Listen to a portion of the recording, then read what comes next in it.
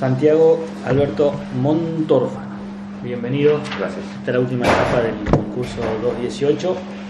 Como es de estilo, le cedo la palabra para su presentación y luego mis colegas le van a presentar algunas preguntas. Adelante. Bueno, gracias. Mi nombre es Santiago Alberto Montorfano, tengo 39 años, nací aquí en la localidad de Neuquén, viví aquí en Neuquén Capital, también viví en la provincia de Río Negro, concretamente en Fernández Ores, ciudades aquí vecinas, donde crecí. En el año 2002 comencé a estudiar la carrera de abogado en la Universidad Nacional del Comahue, donde me recibí a los 22 años en el año 2007. En esa época también comenzamos a formar una familia con mi esposa, que es Pamela, con quien estamos juntos hace 18 años. En ese momento, cuando me gradué en el año 2007, comencé a trabajar ese primer año en un estudio jurídico en la ciudad de General Roca, que es donde queda la Universidad Nacional del Comahue. Al año siguiente nos trasladamos a Cipolletti y trabajé ahí en el estudio jurídico de la localidad, que se llama Formación y Sociales, al mismo tiempo también en el Consejo Provincial de Educación en la provincia de Neuquén. Y bueno, tomamos la decisión con mi familia, que en ese momento estaba conformada por Pamela y mi esposa y el único hijo que teníamos hasta ese momento, de trasladarnos a San Martín de los Andes, que es donde vive la familia de origen de mi esposa, desde hace más de 20 años. Así que bueno, participé y tuve la oportunidad de acceder al cargo de funcionario, de prosecretario relator, en el Juzgado Civil Comercial Laboral de Inmobiliario número 2, que nos sienta en Junín de los Andes, y nos radicamos en San Martín de los Andes, que es donde vivimos hasta el momento. Y ahí nació nuestra segunda hija, que es Isabela, que tiene 11 años. Les decía que en ese momento accedí a ingresar como funcionario del Poder Judicial en la categoría de prosecretario relator, que es dentro del escalafón de los funcionarios la categoría inicial. Tuve a mi cargo la tramitación de todos los fueros que manejaba el juzgado en ese momento, que incluía los mismos que ahora, pero además el fuero de familia, así que estaba encargado particularmente de causas también del fuero de familia, en especial de las causas de violencia familiar. En el año 2009 accedí a ascender a la categoría de prosecretario letrado, que es la categoría inmediatamente superior, también como funcionario. Continué haciendo tareas similares y en el año 2014 comencé a desempeñarme como secretario del juzgado, con obviamente responsabilidades mayores. Y bueno, eso me permitió poder hacer algunas mejoras que teníamos planeadas con quien era el juez titular en ese momento, que era el doctor Andrés Luchino, que bueno, obviamente me acompañó en todo el proceso y estoy muy agradecido. Y bueno, esa es la tarea que desempeño hasta la actualidad. En los últimos 9 años me desempeñé como secretario del juzgado. En el año 2020 el juez titular cesó por jubilación y a partir de ese momento, hace 3 años que el juzgado, casi 3 años en noviembre se van a cumplir, el juzgado se encuentra vacante sin un juez titular. En los primeros 4 meses nos subrogó la doctora Di Princio, que es la titular del juzgado de familia de Junín de los Andes, y en los siguientes 2 años y 7 meses el juez titular del juzgado civil 1 de Junín de los Andes, que es el doctor Sani, a los dos les estoy muy agradecido porque bueno, pusieron toda la voluntad y el trabajo y el compromiso necesario para llevar el organismo adelante, que no es fácil con 3 años de vacancia. En ese momento, a partir de noviembre del 2020, por pedido obviamente de los jueces subrogantes y conformidad, por supuesto, del Tribunal Superior de Justicia, fui designado para hacer los proyectos de sentencias del juzgado. Así que en los últimos 3 años redacté todos los proyectos de sentencia, que obviamente fueron de sentencia definitiva, ¿no? Estoy refiriendo a los cursos de conocimiento, que obviamente fueron revisados y firmados por quienes eran los jueces subrogantes en cada oportunidad. Y se dictaron aproximadamente desde el momento hasta hoy 270 sentencias en cursos de conocimiento. Así que bueno, esa es mi trayectoria laboral y queda abierta la pregunta que me quieras hacer. Buen día. Sí. O sea, básicamente hace 3 años está a cargo del juzgado. Sí, obviamente con un juez subrogante que, Pero... bueno, ustedes conocen la realidad, un juez subrogante obviamente se encarga de su juzgado, el cual es titular, y con la particularidad en este caso de que fue una carga importante de trabajo porque en ese momento inicial también estaba vacante el juzgado de Villa Langostura, con el cual el juez estaba a cargo de su juzgado, del juzgado civil 2 y también del juzgado de Villa Langostura, lo mismo la doctora de Príncipe que subrogó en los primeros momentos iniciales, con lo cual bueno, se podrán imaginar que fue un compromiso bastante difícil de afrontar, pero creo que lo superamos con mucho éxito. Bien. ¿Y cómo es su relación con el personal que tiene ahí en el juzgado y los abogados de la matrícula? Tenemos una relación excelente. Les decía que el juzgado civil número 2, que estoy participando, se creó en el año 2005, en julio, o sea que tiene 18 años de existencia y yo trabajo allí desde hace 15 años, con lo cual tengo un conocimiento en general muy profundo desde el punto de vista material y personal. En lo material porque obviamente conozco todas las causas que tramitaron allí y las que tramitan en la actualidad y por ser secretario obviamente tengo un conocimiento muy acabado de todas porque participo en todos los expedientes. Y en lo personal porque bueno, a lo largo de todos estos años lógicamente a medida que fui ocupando el puesto en una decisión más importante pude tener la oportunidad de tener cada vez una injerencia mayor y en particular en la conformación de los equipos de trabajo que obviamente me parece que es el punto fundamental del éxito que hemos tenido como organización, como institución. El secreto del trabajo en equipo me parece que es insustituible, ¿no? Eso fue lo que me parece nos permitió salir adelante y creo que afrontar con éxito todas las dificultades que se fueron presentando. ¿Y tiene de atraso el juzgado o cómo lo lleva? Tiene en este momento para las providencias simples, lo que sería la gestión diaria, ¿no? Providencias simples, resoluciones de complejidad baja y media, un juzgado que está al día, ningún inconveniente. Sí hay como un cuello de botella que se ha formado, especialmente en los últimos 2 años, en el dictado de las sentencias definitivas en los juicios de conocimiento, que si bien no es algo para asustarse, es normal de cualquier organismo que haya estado vacante durante 3 años. Hay en este momento 40 expedientes a sentencia, llamado de autos para sentencia ya decretado. Bueno, el más antiguo se ha decretado en agosto de este año, es decir, hace 2 meses atrás. No es algo terrible. Y hay otros 15 o 20 expedientes aproximadamente en condiciones de ser llamados a sentencia. De lo que hay a sentencia, aproximadamente el 70%, estoy hablando siempre de sentencias en juicios de conocimiento definitivo, excluyendo los juicios ejecutivos. Hay aproximadamente un 70% de causas que son del fuero laboral y un 30% de causas del fuero civil y comercial, en particular civil.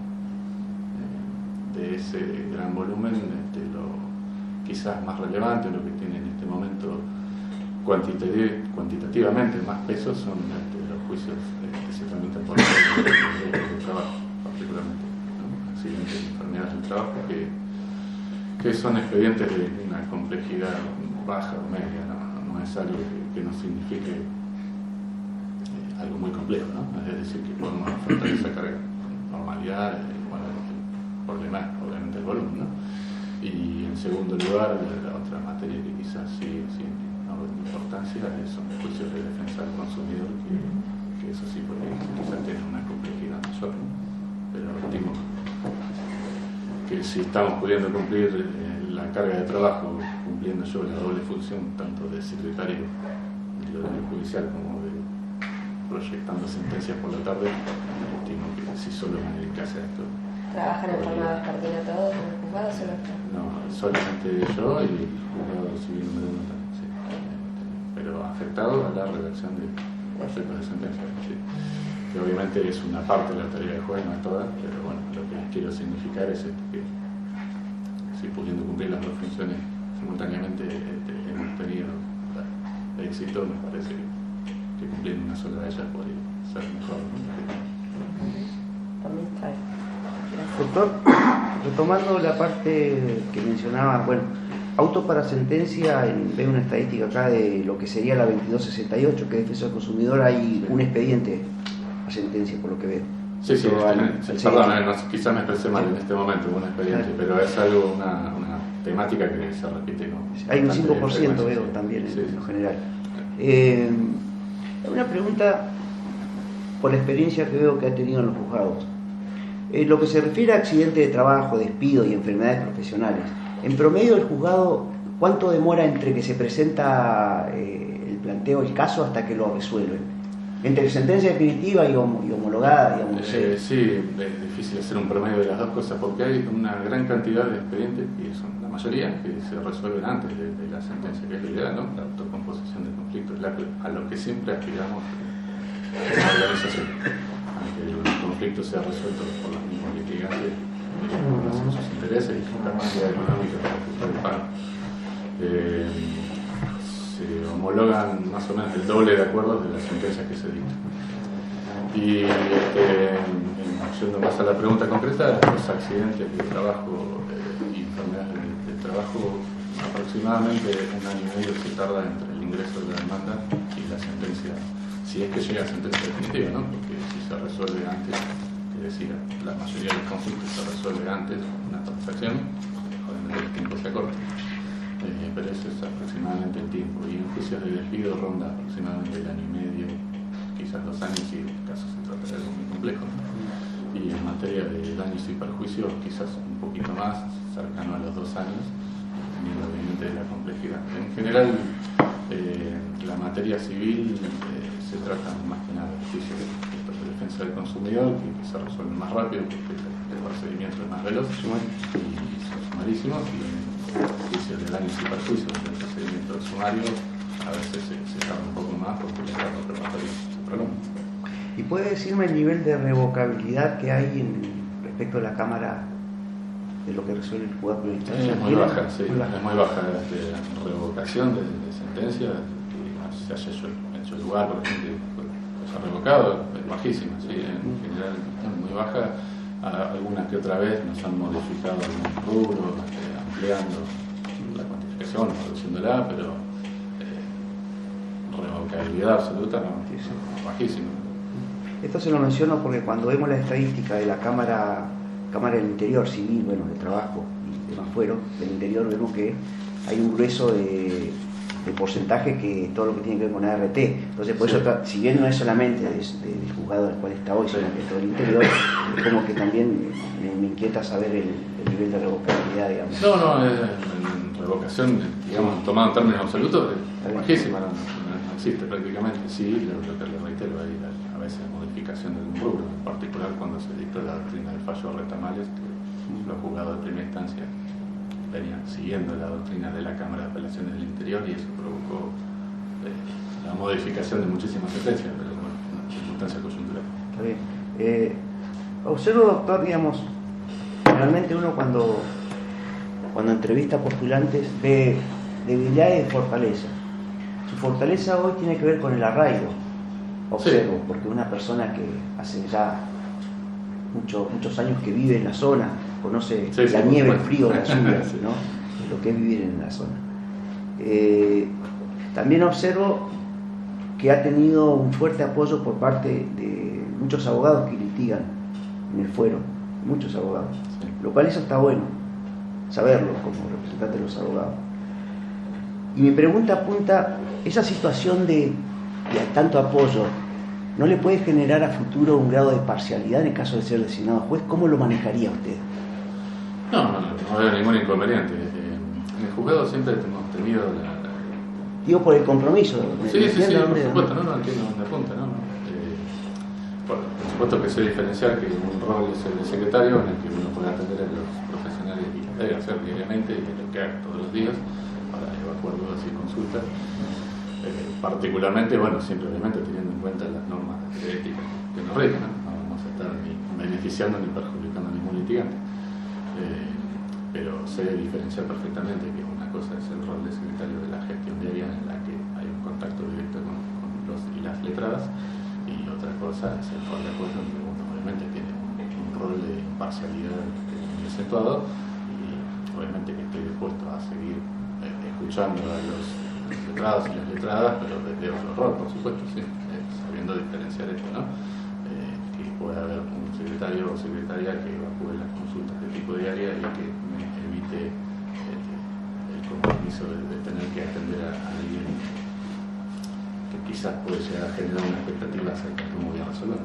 Claro. Pero la idea del juzgado y del equipo de trabajo en general y del juez que ocupó el cargo durante 15 años, que fue quien me formó profesionalmente, fue siempre tener una comunicación constante con los letrados y las letradas, los peritos también, porque bueno, se trata obviamente de hacer una mejora continua de los procesos y quien más capacitado para hacernos una crítica constructiva de los usuarios del sistema, así que los hemos escuchado permanentemente y lo pienso que ustedes me dan la oportunidad, por supuesto, de seguir haciéndolo, pero sabiendo diferenciar, como usted dice, que el rol de juez implica una toma de imparcialidad. Sí. Por último, en la parte organizacional, ¿en qué cambiaría usted en caso de ser designado juez? O si es que lo cambiaría, ¿cómo está funcionando hoy el juzgado? Y en caso de que asuma la función, ¿haría algunos ajustes? ¿Dejaría todo como está? No, sí, por supuesto, como le decía, la idea es siempre hacer un método de mejora continua, entonces los procesos están constantemente en revisión. Quizás la mejora podría venir, imagino, por el lado de que yo, si asumo la responsabilidad, voy a tener obviamente más tiempo de poder asumir en general la audiencia de conciliación, que es algo que hoy no estoy pudiendo hacer. Hoy las están tomando los funcionarios del juzgado por esa coyuntura que les decía recientemente, hace 3 años que estamos en un juez titular y el juez que nos subroga participa en alguna medida de las audiencias, pero no pueden todas, ¿no? Entonces creo que lo que más cambiaría sería eso, la posibilidad de tener de vuelta la inmediatez que creo que es fundamental en una sociedad. Eso es lo más importante. Y después particularmente me preocupa el volumen de carga de trabajo bastante importante que hay en el foro comercial, particularmente en lo que se refiere a los juicios de carácter ejecutivo. Más concretamente los juicios por cobro de impuestos, tanto iniciados por la provincia de Neuquén como por la municipalidad de San Martín de los Andes. Aumentado. Un volumen de trabajo importante que se ha aumentado. La Fiscalía Estado de la provincia en general más o menos siempre mantiene el mismo volumen, pero la municipalidad de San Martín en los últimos 2 años ha incrementado bastante la carga de trabajo y bueno, me parece que es necesario reforzar ese área de trabajo en particular, que no es nada difícil porque son juicios de carácter ejecutivo, muy sencillos, voluminosos por cierto, pero no son planchas. Sí, es un trabajo que se puede realizar de manera bastante repetitiva y para lo cual con la incorporación de un empleado administrativo o inclusive uno compartido con el otro juzgado podría funcionar perfectamente, porque siempre lo que hemos tendido en el juzgado es a tener una vinculación muy estrecha con el otro juzgado, con el civil número 1, que es con el que compartimos fuera, ¿no?, de competencia territorial y material. Y lo que hemos intentado hacer, y creo que lo logramos, es tener un criterio de unificación total, casi prácticamente, ¿no?, con la conciencia obviamente de que hay 2 organismos y por supuesto que cada juez puede tener tiene la independencia necesaria para fallar de la manera que cree, pero en lo que es la gestión diaria y en lo que es el trabajo, como usted me decía, más bien repetitivo de los juicios y apremios, hemos hecho una unificación prácticamente total de la forma de trabajo de manera de darle previsibilidad al litigante. Y bueno, disculpen, le hago la última porque se la hice también al anterior postulante, para ser justo. Lo saco de lo judicial. No sé si tuvo oportunidad anoche de ver el debate que hubo de los candidatos a presidentes.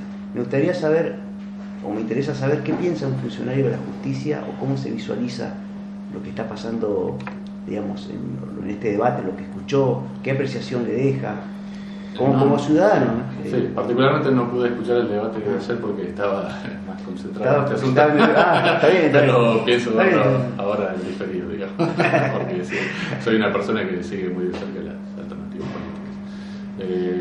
Sí, particularmente en lo que tiene que ver con la justicia, veo un descrédito importante de parte de la sociedad para con nosotros.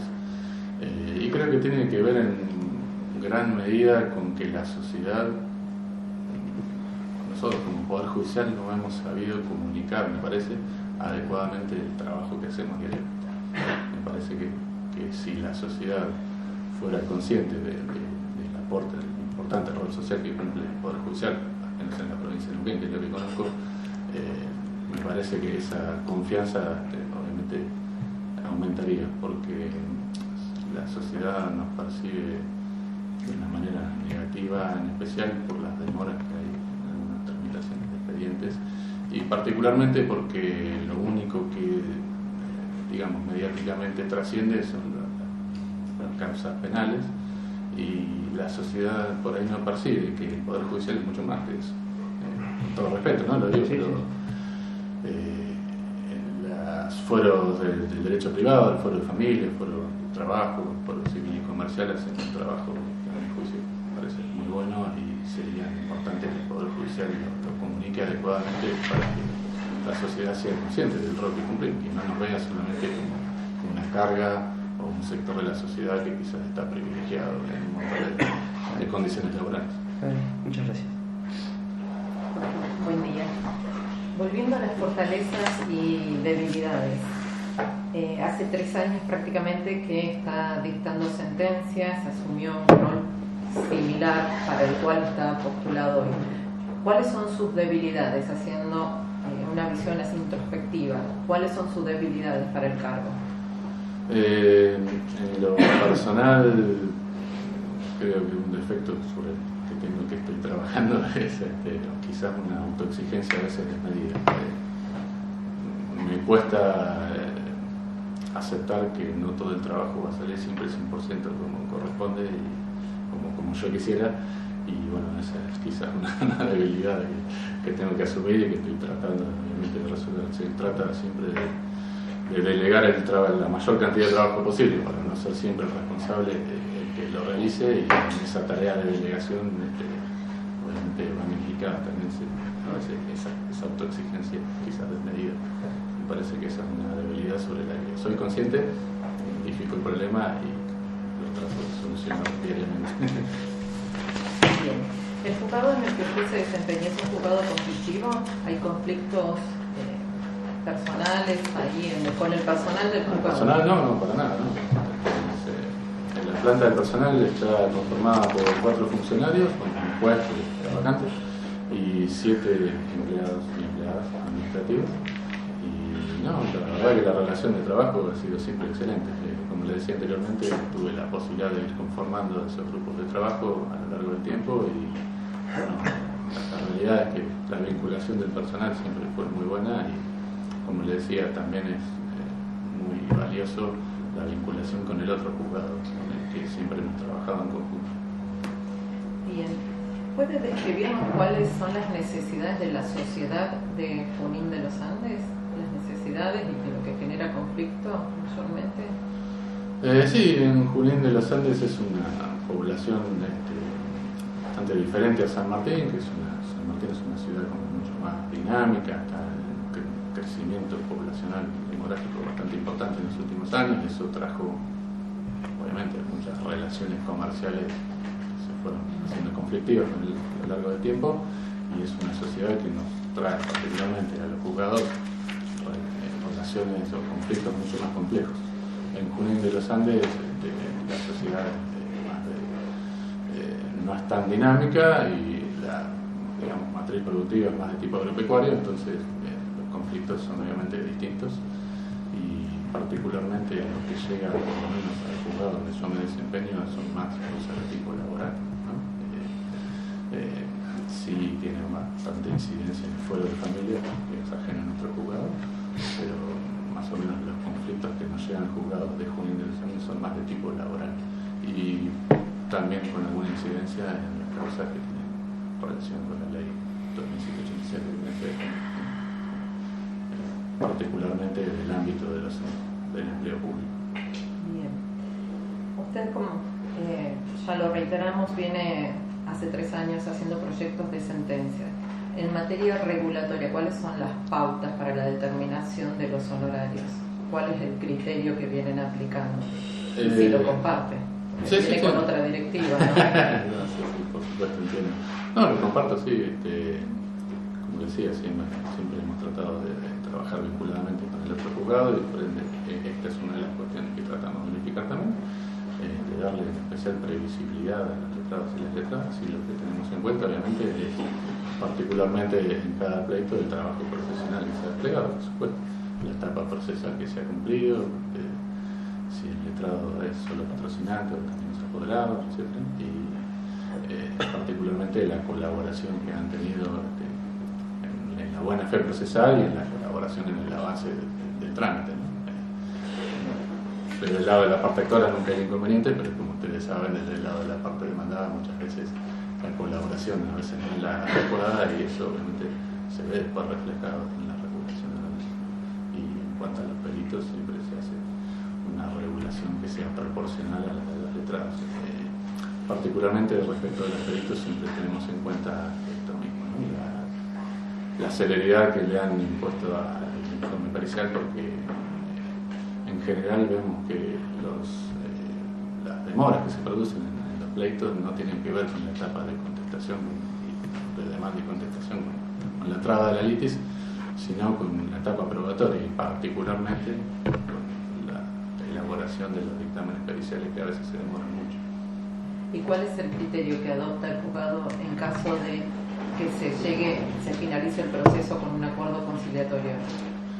En ese caso, la regulación que tenemos prevista como regla general es la máxima posible, porque entendemos que se debe fomentar la realización de acuerdos transaccionales, que me parece, lo vuelvo a reiterar, la mejor forma de solución del conflicto, la autocomposición del conflicto. Obviamente desde el juzgado tratamos de generar las condiciones para eso, pero sí, nos parece muy importante que los letrados y las letradas traten de arribar un acuerdo, porque obviamente nos implica a nosotros también un beneficio en la disminución de la carga de trabajo. La máxima posible, porque no me queda muy claro. Perdón, sí, en la escala arancelaria es el 20%. No, está bien, pero se asemeja a la que se tiene en cuenta en el momento cuando lo regulan en una sentencia, o hay alguna diferenciación. No, les decía que en la máxima posible de la escala arancelaria, por lo menos la ley actual es el 20% y ese es el máximo que tratamos de fijar, que fijamos siempre en las acuerdos transaccionales. En las sentencias un poco menos, sí. Pero no tiene que ver con nada en particular, no es una forma o sea, lo que intentamos es en los acuerdos transaccionales fomentar que haya más acuerdos. Esa es la razón. No se tiene que tomar como un castigo a quien no llega a un acuerdo. Bien. ¿Qué implica para usted el control de convencionalidad? Bueno, obviamente es un mandato que previsto en los instrumentos internacionales, de que al momento del dictado de una sentencia, obviamente de la resolución de un conflicto, tenemos que tener en cuenta a cargo del dictado de la sentencia no solamente de las normas de carácter legal, sino también los instrumentos internacionales supralegales de jerarquía constitucional, y eso nos impone la necesidad de que esos instrumentos internacionales son la norma máxima a la cual nos debemos sujetar, y las normas de jerarquía inferior tienen que adecuarse a esa máxima, es decir, que si el juez al resolver el conflicto advierte que una norma de jerarquía inferior no se ajusta a una norma internacional, un tratado internacional que la República suscribió, tiene la posibilidad y yo el deber de decretar esa inconvencionalidad de esa norma de jerarquía inferior. Aunque no esté pedida. Aunque no esté pedida, sí, por supuesto. Me parece que es un deber de la judicatura. Incluso lo hacemos constantemente,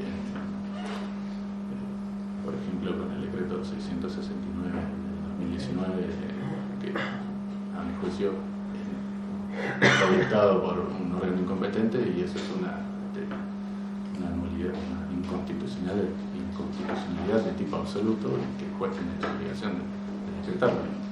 Si esa misma circunstancia se verifica respecto de un tratado internacional, hay que proceder de la misma manera, porque además está avalado por la Corte Suprema de Justicia de la Nación, no es algo que esté inventando yo.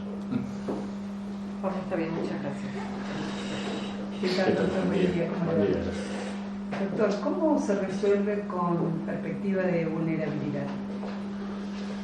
Bueno, es a mi juicio una de las funciones más delicadas que tiene la magistratura cuando se trae un caso de resolución, poder identificar que no todas las partes de los pleitos van a ser siempre iguales, y particularmente la Constitución Nacional y los tratados internacionales nos marcan que hay algunos grupos, algunos colectivos de personas que están en situación de vulnerabilidad mayor y que están en una relación de poder asimétrica. Y bueno, obviamente al analizar el caso siempre hay que ser consciente de eso y partir de la base de que hay colectivos de personas que no están en una relación igual de poder. Entonces, dar preeminencia a eso me parece fundamental. Si la causa versa sobre un grupo de personas que la Constitución nos establece que tiene que tener una tutela preferente como grupo de trabajadores, usuarios y consumidores, personas con discapacidad, comunidades originarias, personas privadas de la libertad o la niñez y adolescencia, obviamente que hay que tener una mayor sensibilidad y aportar un enfoque desde el cual se puede dar cuál es esa simetría de poder para poder equilibrar la balanza, ¿no? Muchas gracias. Buen día. Buen día. Usted en materia de premios decía que por ahí necesitaba alguna persona más. Sí. También podría ser estableciendo procedimientos de calidad o incorporando nuevas tecnologías, teniendo en cuenta que son procesos bastante estándar. Sí. Sí, desde ya ¿Cómo tiene la cabeza frente a esto? Todos hablan de inteligencia artificial. Yo no creo que sea un tema de inteligencia artificial establecer un proceso tecnológico para resolver este tipo de causas, que son muchas las que hay, ¿no? Sí, son muchas. Se ingresan aproximadamente entre 1.300 y 1.400 por año, más o menos. Clara, lo que Sí, le comprendo. Sí, yo le hablaba de esa alternativa de incorporar un personal, porque la alternativa a corto plazo me parece que lo que más nos contribuiría a resolver el problema, pero a mediano y largo plazo obviamente me parece más que interesante la posibilidad de aplicar tecnología, particularmente inteligencia artificial, a la resolución de esa clase de conflictos que, como bien dice usted, son estandarizados. Leí hace 2 o 3 días en el diario justamente esta noticia que en la provincia de Río Negro habían dictado creo que 6.000 sentencias con esta tecnología, y me parece obviamente que es algo súper interesante, pero que obviamente tiene que venir dado desde la conducción del Poder Judicial, no es algo que esté al alcance de los juzgados de primera instancia a resolver por sí mismos. Desde ya que estamos abiertos a recibir esta clase de alternativas, y me parecen súper interesantes, pero es el PCJ que debería implementar. Muy bien, gracias. Y no tendría usted la iniciativa o la propuesta de la aplicación, justamente de la utilización de la inteligencia artificial. Yo estoy plenamente de acuerdo con la utilización de la inteligencia artificial. Me parece que es algo que no solamente debemos hacer, sino que la realidad nos va a superar y nos va a pasar por encima si no lo hacemos. Perfecto. Es algo que como Poder Judicial nos tenemos que plantear, reitero, no es que lo tenga que hacer los juzgados de instancia, me parece. Obviamente van a ser los que lo van a implementar, pero sí, la decisión de la implementación, el cómo, cuándo, las normas de ética correspondientes y obviamente los medios tecnológicos, me parece que el diseño de la política simplemente dependiendo de la conducción del Tribunal Superior de Justicia, y nosotros como juzgador lo haremos, pero si la decisión corriera por mi cuenta, yo le diría que sí, que ya urgente antes de hacerlo tendremos que ver. Claro. ¿Y cuenta con los elementos para realizarlo? Es decir, sí, obviamente. Herramientas. Sí, los medios tecnológicos creo que están. La dirección de informática no presta un soporte informático adecuado, que lo necesitamos, y obviamente que entiendo que se debería hacer una ampliación de los equipos, ¿no? No sé si con lo que tenemos actualmente lo podemos hacer, pero creo que sí. No es algo descabellado. No, para agregar, yo veía la otra vez estadísticas de la Corte Suprema que resuelven más de 20.000 expedientes por año y la gran mayoría son de juicios contra CES y contra la FIP de similares características. Son juicios en general repetitivos, estatalizados, como bien usted dice, y en los cuales sería absolutamente viable y lo creo hasta súper necesario. Lo cual es una barbaridad que la Corte Suprema tenga que resolver. Sí. Lo que nos permite es obviamente asignar los recursos humanos a causas de mediana y alta complejidad, que es lo más necesario. El trabajo mecanizado que antes era manual, hoy en realidad es manual, se podría digamos, asignar a un equipo tecnológico que sería de mucha utilidad para lograr una eficiencia, ¿no?, en la distribución de los recursos. Aquí tengo anotado que las causas del foro comercial son el 75%, implican el 75% de la carga de trabajo en nuestro juzgado, particularmente las del foro ejecutivo con una gran incidencia, la de cobro de tributos tanto provinciales como municipales, así que imagínense el impacto que podría tener esto en brindarle un servicio más adecuado a las otras causas, ¿no?, que nos podamos dedicar con mayor una consulta al respecto. ¿Hay muchas excepciones, hay muchos planteos o qué porcentaje de planteo de excepciones hay ahí pensando en los juicios de apremio? Sí. No, bajísimo. No tengo en este momento en la cabeza el porcentaje, pero no debe rondar más del 5%, quizás menos. ¿Sí? Obviamente que en esas causas la tecnología ya no ayudaría tanto, pero bueno, quedaría reservada el trabajo humano para ese tipo de causas en las que obviamente igual las excepciones no corresponden a cosas que haga el juzgado, sino a por ahí.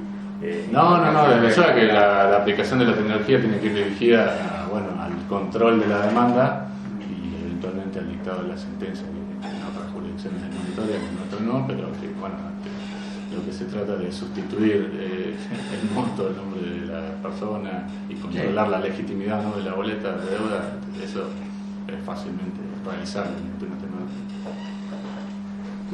Bueno, gracias.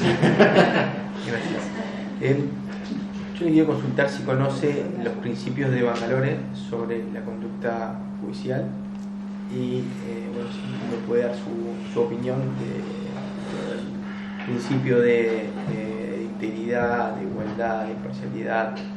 Sí, entiendo que son principios fundamentales para el ejercicio de la magistratura y usted dice que han adoptado esas reglas de Bangalore y que las tenemos presentes diariamente en el ejercicio de la función judicial también, ¿no?, porque si bien están más dirigidos a la magistratura, todos los funcionarios judiciales tienen un deber de actuar con esos valores, ¿no?, de integridad y, como le decía antes al consejero, especialmente valorar esa imparcialidad, ¿no?, el hecho de que haya sido siempre el juzgado donde me desempeño, un juzgado, digamos, por llamarlo de alguna manera muy fácil, de puertas abiertas para que los letrados y las letradas vengan a evacuar consulta, no quiere decir que no se deba mantener siempre esa imparcialidad, mucho más si la persona que va a responder esas consultas es el juez. Realmente tiene que mantener la imparcialidad, la integridad, la independencia.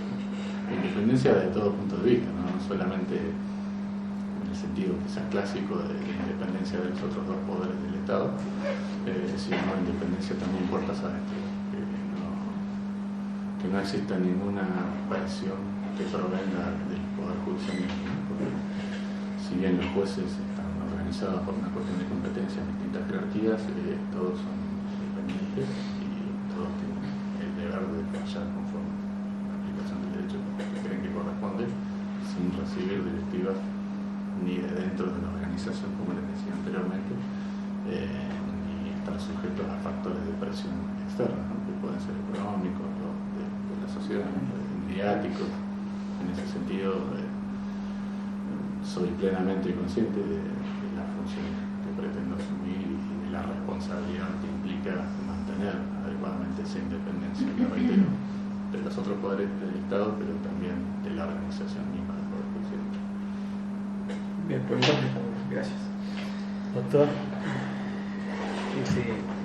vinculado a este último que está reflexionando con nosotros, y confirmando que la inteligencia artificial no va a venir en auxilio de la obligación que va a tener en el caso de acceder al cargo de sentenciar sobre el fondo. Sí.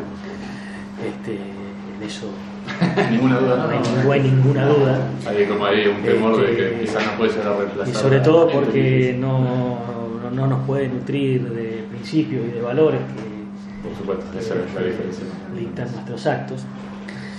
Lo lleva un tema laboral, sí. 70% del trabajo va a estar vinculado a esta materia. Sabe, igual que yo, la importancia que tienen los principios en el derecho del trabajo, la convencionalidad que nos acompaña, y seguramente conoce, igual que yo, doctrinas sí. regresivas en relación a esos principios que nutren el derecho del trabajo. Y usted va a tener un caso frente suyo, una resolución que adoptar, principios y valores que lo van a impulsar a tomar una decisión, y doctrinas superiores, digamos, de cortes superiores, regresivas. ¿Qué hace frente a eso? Soy de la idea de que los fallos de Corte Suprema de Justicia de la Nación, a pesar de que provienen de la autoridad máxima judicial del país, no son vinculantes, y por ende sí existe una doctrina que a mí una doctrina legal que a mí me parece que no corresponde de acuerdo a normas internacionales, tratados de las leyes que nos rigen.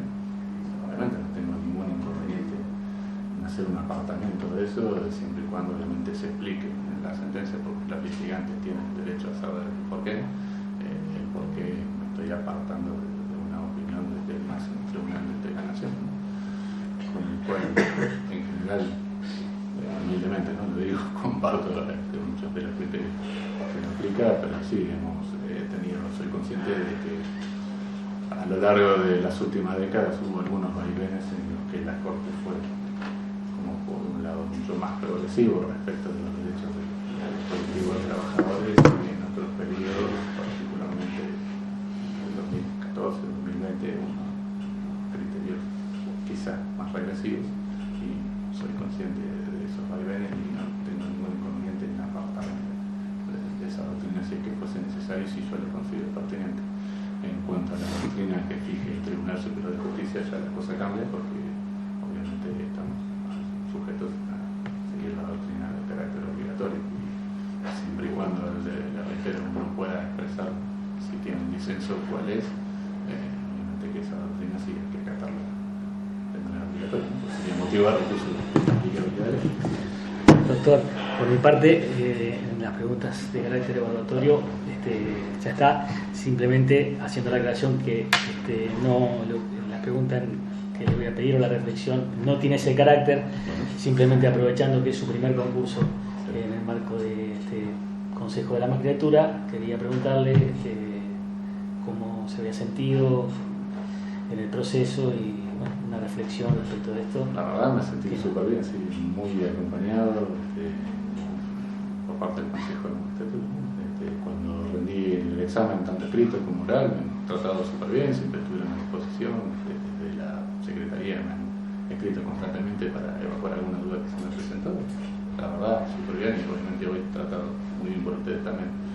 Y bueno, sí, aprovecho la ocasión para decirle, ya que usted me recuerda que es el primer concurso en el que participo, que obviamente esto no fue una decisión librada al azar, sino que he tenido en estos 15 años de trayectoria del Poder Judicial posibilidad de participar en otros concursos, pero no me interesó porque particularmente tengo un sentido de pertenencia muy importante por el lugar de trabajo donde me desempeño. Le reitero, hace 15 años que trabajo allí, formé los equipos de trabajo, diseñé en general los circuitos y la metodología y los procesos de trabajo, y bueno, tengo con la capacidad necesaria para seguir haciendo una mejora del proceso, pero particularmente el único concurso que me interesaba era este. Pero bueno, sí, a su pregunta respondo que me sentí muy bien tratado. Bien. Así que les agradezco. Muchas gracias. Muchas gracias. Permiso. Tenga buen regreso. Gracias.